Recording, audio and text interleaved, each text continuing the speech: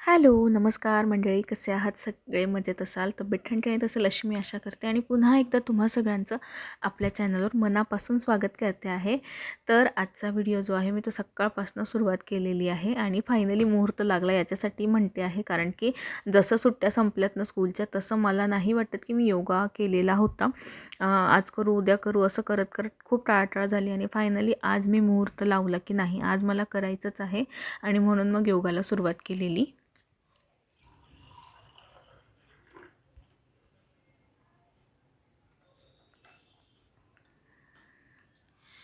Yoga meditation करून झालं की थोडंसं 20-25 मिनटानंतर मी हे कोमट पाण्यामध्ये हळद म्हणा किंवा लिंबू, मध असं वेगवेगळे रोजचं जे डिटॉक्स ड्रिंक असतं ना ते घेत असते, जेणेकरून बॉडी डिटॉक्स होते आणि आपल्या शरीरासाठी सुद्धा एक चांगलं असतं. आता हळदीचं पाणी घेतल्याने अँटीसेप्टिक आहे, सगळ्यांना माहिती आहे. तर स्किन पण ग्लोईंग करते आणि जर आपल्याला पिंपल्स वगैरेचा प्रॉब्लेम असेल ना तर तो पण आपला ठीक होतो. आत्ता थेट मी तुम्हाला दुपारी भेटते आहे शाळेतनं आल्यानंतर. सकाळी मी बाकीचं काही शूट केलं नाही, पाणी वगैरे पिलं हळदीचं त्याच्यानंतर. तर शाळेतनं आल्यानंतर ना मला हा निशिगंधाचे कंद मिळाले होते. मी एक कंदाची अपेक्षा करत होती आणि शाळेत आमचे जे एक शिपाई दादा आहेत त्यांनी शिरसोलीला राहतात ना, त्यांनी खूप सारे म्हणजे 30-40 कंद मला आणून दिलेले होते. मी इतकी खुश झाली ना की म्हणजे असं चला ही पण गोष्ट आपल्याला मिळाली. म्हणजे आता असं होतं आहे ना, जे मी असं मॅनिफेस्ट करते ना त्या गोष्टी मिळत आहेत असं वाटायला लागलं आहे. आणि छोट्या मुळात तर खूप जास्त मोठी गोष्ट मी मॅनिफेस्ट केली नाही आहे अजून, तीही मिळेल हा माझा विश्वास आहे. पण अगदी छोट्या छोट्या गोष्टी मिळत आहेत आणि त्याचा आनंद तुम्हाला नाही सांगू शकत मी शब्दात की इतका जास्त आहे ना. खरंच आपली इच्छाशक्ती ही खूप जास्त वर्क करते, हे आत्ता मला समजायला लागलेलं आहे. आधी मला असं वाटायचं की काही नसतं मॅनिफेस्टेशन वगैरे, पण आत्ता खरोखर या मागच्या 8-10 दिवसात अशा काही गोष्टी घडल्यात ना की विश्वास बसला या गोष्टीवर की खरंच आपली शक्ती खूप स्ट्रॉंग असावी, प्लस आपले जे प्रयत्न आहे ना ते सुद्धा 100% असावे, तरच गोष्टी ना ह्या चांगल्या होत असतात आणि आपल्याला हव्या तशा होत असतात. तर आता बघा प्रश्न असा होता की एवढं मोठं जे कंद आले ते लावायचे कशात. तर ही जी मोप बकेट आहे ना ती तुटली इन द सेन्स की त्याचं जे बूच होतं ना पाणी बाहेर काढायचं ते हरवलं माझ्याने. पाईपात पडालं तर ते वरती येऊ शकत नव्हतं. पण मग मी म्हटलं की ही जी बकेट आहे ना ती मी झाड वगैरे लावण्यासाठी राहू देईल. मागच्या 1 वर्षापासून मी ही बकेट सांभाळते आहे आणि आता फायनली त्या बकेटमध्ये कुठलं का असो ना झाड लागणार होतं. मी विचार केलं होतं की टोमॅटोचं झाड लावायचं, पण ना हे झाड लागते तर मला प्रचंड आनंद झाला की चला आपण निशिगंध याच्यात लावूया. कारण निशिगंधाला जेवढी जागा चांगली असेल ना मोकळी, तर तेवढं फूल छान येतं. एक तर एका कंदाला एकच फूल येतं असं होतं. आता मी एवढे सगळे लावते आहे तर बघू आता कितपत ते सक्सेस होतं.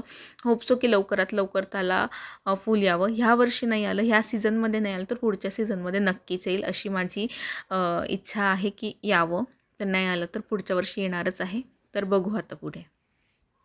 बकेटमध्ये ते कंद लावून तर दिले, पण त्याचे जे वरचे असे गवतीच्यासारखे पानं आलेले होते ना, तर मला इतकं टेन्शन आलेलं होतं की अरे हे असे झोपूनच आहेत, उभे केव्हा राहतील. एक विचार होता की कटिंग करावी त्याची, पण म्हटलं की नको उगाच कटिंग केली आणि ते नाही जगलं तर पश्चाताप राहायचा. म्हणून मग मी जसं आहे तसंच राहू दिलं. म्हटलं अंडर ऑब्झर्वेशन ठेवू आपण 24 तास, बघू काय होतं. तर आणखी काही कंद होते ते छोटे छोटे मी ते एका दुसऱ्या कुंडीत लावले आणि आईसाठी ठेवले. मी भरपूर दिवसांपूर्वी एक व्हाईट मिलीबग म्हणून जे झाडांवर शेवंतीच्या झाडांवर आणि जास्वंदाच्या झाडावर जे काही कीटक बारीक बारीक असे कीटक होते ना त्यांच्यासाठी विचार केला होता की औषध मागवावं. जे औषध हवं होतं ते तर नाही मिळालं, पण हे एक टॅगबॅन म्हणून मला कीटकनाशकांच्या दुकानात मिळालेलं आहे. इन्सेक्टिसाईड म्हणून आहे ते आणि ॲग्रिकल्चरल यूजसाठी आहे. तर बघू आता हे कितपत काम करतं. तर मोठी बॉटल ही आहे आणि त्यांनी क्वांटिटी दिलेली आहे की 5 ml हे 5 ते 10 ml 1 लिटर पाण्यात टाकायचं आहे. तर मी आणि त्यांनी हे पण सांगितलं आहे की तुम्ही जेव्हा झाडांना पाणी घालतात ना तेव्हा पण हे टाका आणि त्याच्यानंतर तुम्ही स्प्रे बॉटलमध्ये जेव्हा टाकाल ना तर स्प्रे करताना पण हे टाका. म्हणजे दोघं याच्याने कराल तर एका दिवसात तुम्हाला रिझल्ट दिसेल. तर याचा रिझल्ट आजच्या मध्ये तर मी हे तुम्हाला टाकताना दाखवेल. येणाऱ्या पुढच्या व्हिडिओत समजेलच आता की कितपत हे इफेक्टिव्ह आहे की नाही.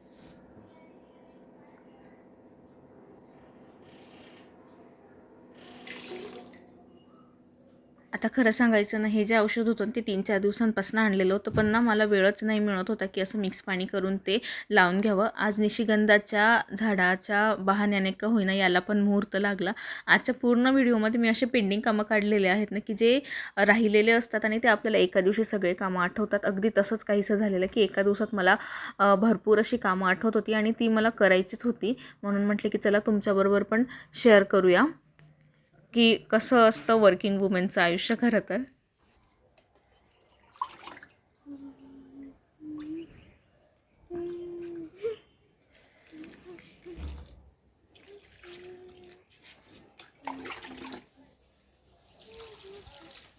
बघा हे जे सगळे झाडं होते ना, आता ही जी शेवंती आहे ती मागच्या वर्षी आणलेली होती. दोघं शेवंत्या, पिवळी आणि जांभळी. तर त्याच्यावरनं पूर्ण पांढरी मिलीबग झालेली होती. मागच्या 1-2 व्हिडिओपूर्वी दाखवले होते. त्याची लिंक मी वरती डिस्क्रिप्शन आय बटनवर देते आणि खाली डिस्क्रिप्शन बॉक्सवर देते आहे. तिथून तुम्ही बघू शकतात.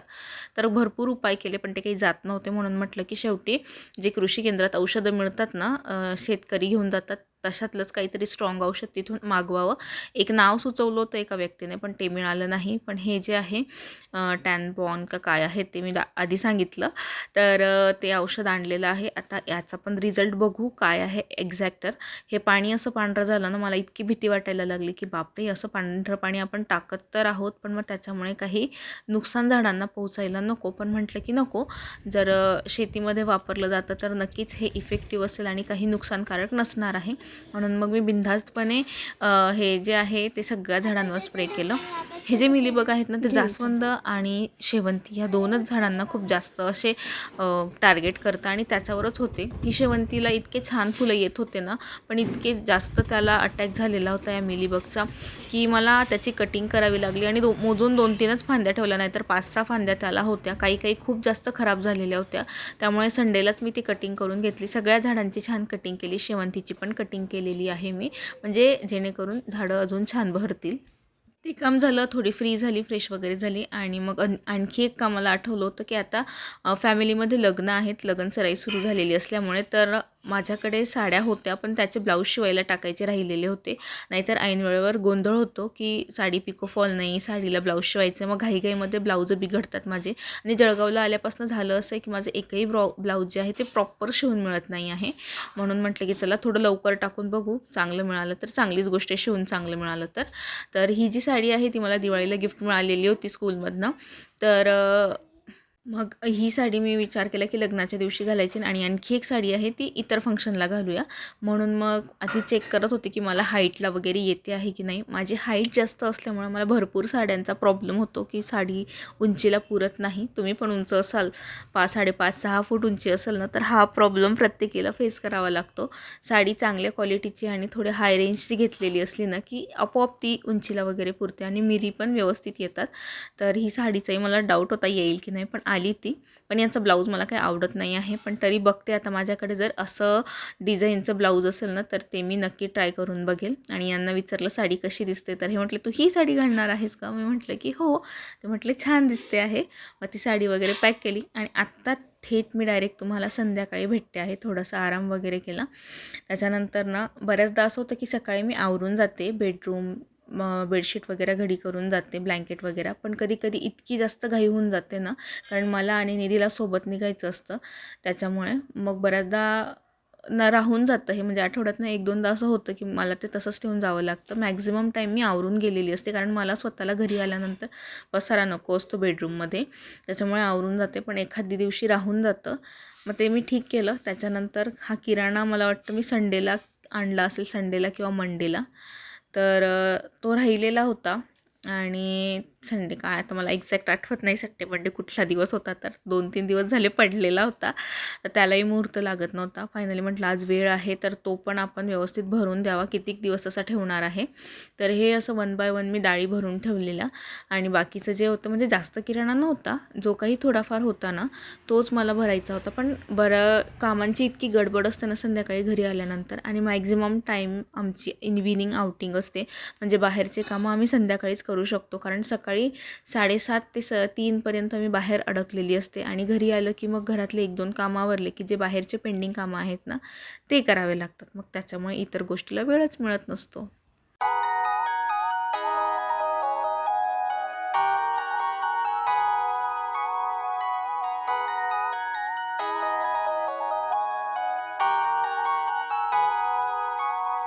कुरिअर पण 2 दिवस झाले आलेले होते, पण मी ओपनच केलेलं नव्हतं. म्हणजे अजून तरी मला त्याचं काम नाही, पण मी मागवून ठेवलं. कामाचीच वस्तू आहे. जेव्हा केव्हा मला वेळ मिळेल, पुरेसा एक पूर्ण दिवस सुट्टी असेल, त्या दिवशी मी विचार केलेला आहे की त्या वस्तूचा वापर आपण करावा. तर हे मी थोडेसे असे छोटेसे बॉक्सेस मागवलेले होते फायबर ग्लासमध्ये. तर मला कामी येणार आहे ते, त्याचाही व्हिडिओ मी तुमच्याबरोबर शेअर करेल. आत्ता मी याच्यासाठी ते ओपन करून बघितलं की डॅमेज वगैरे तर नाही आलेलं आहे ना, प्रॉपर आपण जे मागवलेलं आहे तेच आलेलं आहे की नाही ही शंका काढण्यासाठी. कसं असतं, बऱ्याचदा डॅमेज येतं किंवा आपण जे मागवलेलं आहे त्याच्या अपोजिट म्हणजे रंग चेंज येईल, नाही तर छोटं मोठी साईज येऊन जाते. म्हणून म्हटलं एकदा चेक करावं. म्हणजे कसं 7 दिवसाची रिटर्न पॉलिसी असते, तर आपण रिटर्न करायला मोकळे.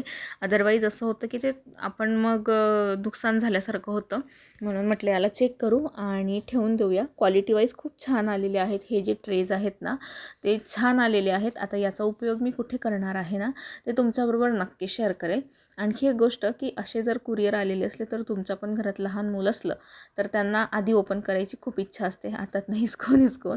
मग आमच्या इथे तसंच आहे. निधीला सारखं असं असतं की मम्मी आधी मला ओपन करू दे, काय आहे त्याच्यामध्ये. खूप एक्सायटेड असते ती. भलेही तिच्या कामाची गोष्ट नसू दे, पण तिला ते ओपन करून बघायचंच असतं. ते झाल्यानंतर मी डेली प्लॅनरचा अभ्यास केला. अभ्यास इन द सेन्स की अपडेट केलं त्याच्यामध्ये की मला काय काय करायचं आहे उद्याच्या दिवशी. 2 दिवस तर मी फॉलो केलं आहे. तिसऱ्या दिवशी बघू फॉलो होतं की नाही, कारण स्वतःला शिस्त लावण्याचा भरपूर प्रयत्न चाललेला आहे. आपण जितके जास्त डिसिप्लिन स्वतःला लावून घेऊ ना, तेवढं आपल्यासाठी चांगलं राहतं. म्हणजे कुठेतरी आपण प्रामाणिक राहतो स्वतःशी, असं मला वाटतं. त्याच्यानंतर आत्ता रात्रीची वेळ झाली झोपायची. माझं स्किन केअर झाल्यानंतर ना, मी म्हटलं नेल्सकडे पण थोडं वळूया. माझे ना नेल्स असे म्हणजे आता आफ्टर 30 लेट घेते आहे मी काळजी माझ्या नेल्सची. मला माहीत नव्हतं ॲक्च्युली. माझे ना नेल्स वाढतच नाही, खूप कमी वाढतात माझे जे नेल्स आहेत ते. आता एक स्त्री असल्यामुळे प्रत्येक स्त्रीला वाटतं की आपले पण नेल्स अगदी छान असावे, मोठे असावे, नॅचरली. हल्ली तर नेल आर्टमध्ये खूप सारे आर्टिफिशियल नेल्स वगैरे मिळतात, पण मला ते आवडत नाही. माझे बोटं लांब आहेत.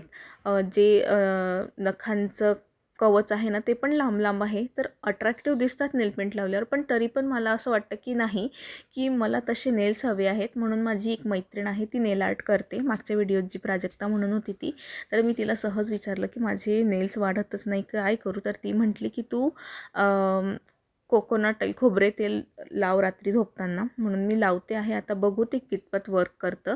कॅस्टर ऑइल लावावं असं वाटलं मला, पण ते चिकट असतं. मला नाही वाटत कॅस्टर ऑइल त्याच्यावर वर्क करेल. म्हणून आता मी खोबरे तेल लावते आहे. प्लस ते नखावर नखं घासतात केस वाढवण्यासाठी, ते पण चालतं उपाय. पण बघू, ते तर काही उपयोगात आलं नाही. पण हे जे आहे खोबरे तेल मी नक्की लावून बघेल. तुम्ही पण करा हा उपाय, किंवा केलेला असेल तर मला नक्की कमेंट करून सांगा की हे इफेक्टिव्ह आहे की नाही. तर बस आजचा जो व्हिडिओ आहे मुहूर्ताचा, तो इथेच संपवते आहे. आशा करते तुम्हाला आजचा व्हिडिओ आवडला असेल. जर व्हिडिओ आवडला असेल तर व्हिडिओला लाईक करा, कमेंट करा, शेअर करा.